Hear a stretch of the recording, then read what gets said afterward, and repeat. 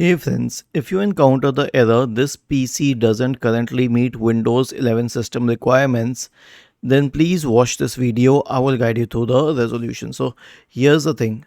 Just search for Windows 11 system requirements and hit enter. Okay.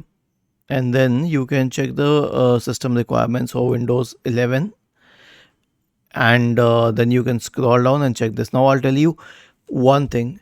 Windows 11 system requirements are a massive upgrade from those of Windows 10, which was its predecessor, and this is the reason many people are not even shifting to it. So earlier people would crack their way into Windows 11 somehow, but now they are getting this message because Windows 11 changed its policies and it is not easy to do the same.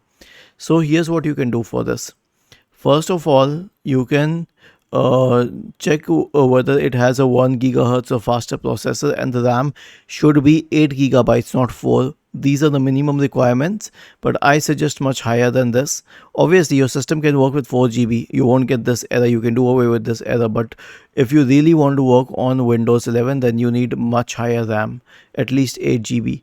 Now it says 64 GB or larger storage device. I say keep 512 GB at least. You can also use 256 GB, because other than this it also needs a lot more space for other software products.